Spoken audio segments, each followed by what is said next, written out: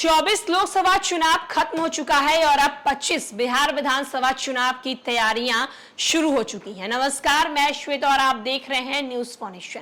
अब इंतजार है बिहार विधानसभा चुनाव का। बिहार विधानसभा चुनाव 2025 में होने जा रहा है और उसकी तैयारियां तमाम राजनीतिक पार्टियों की तरफ से अभी से ही शुरू कर दी गई है।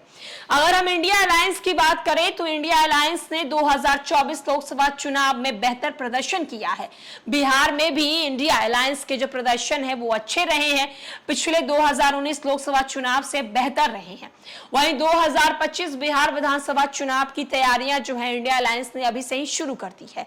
लेकिन सवाल उठता है कि 2025 बिहार विधानसभा चुनाव में मुख्य चेहरे के रूप में कौन खड़े होंगे, तो ये बात किसी को बताने की जरूरत नहीं है। बिहार में अगर विपक्ष के नेता पे देखा जाए, बिहार में अगर पार्टी के रूप में देखा जाए तो राजद पार्टी सबसे बड़ी पार्टी है और विपक्ष के नेता के तौर पर तेजस्वी यादव सबसे बड़े नेता हैं।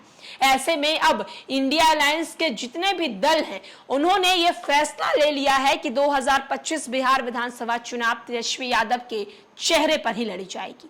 सूत्रों के हवाले से लगातार खबरें निकलकर सामने आ रही है कि 2025 बिहार विधानसभा चुनाव में विपक्ष के रूप में बड़े चेहरे के रूप में तेजस्वी यादव को ही खड़ा किया जाएगा। विधानसभा चुनाव महागठबंधन यानी इंडिया अलायंस के पूर्व डिप्टी सीएम तेजस्वी यादव के चेहरे पर लड़ा जाएगा।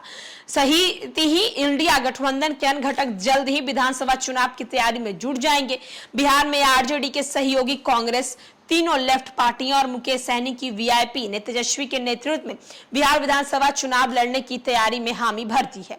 इंडिया गठबंधन के नेता तेजस्वी यादव ने कहा है कि कांग्रेस उनके नेतृत्व में बिहार में चुनाव में शामिल होगी। हालांकि इसकी अधिकृत घोषणा चुनाव के दौरान की जाएगी। वीआईपी के राष्ट्रीय प्रवक्ता देव ज्योति ने तेजस्वी प्रसाद यादव के नेतृत्व में आगामी विधानसभा चुनाव में शामिल होने पर सहमति जताई है। उन्होंने कहा है कि तेजस्वी यादव वीआईपी प्रमुख मुकेश सहनी की जोड़ी एक बार फिर बिहार के लोगों को पसंद आएगी और गोलबंदी देखने को मिलेगी। वाम दलों में सीपीआई माले, सीपीआई और सीपीएम ने भी पूरी तरीके से आरजेडी के चुनाव में जाने की तैयारी कर ली है। माले ने मीडिया प्रभारी कुमार परवेश के अनुसार पिछले विधानसभा चुनाव में भी वाम दल तेजस्वी के साथ खड़े थे। महागठबंधन के अंतर्गत ही चुनाव में 16 सीटें सीपीआई माले 12, सीपीआई और सीपीएम 2-2 हासिल हुई है। नतीजन सीपीआई माले की बिहार विधान परिषद में भी एक सीट मिली है।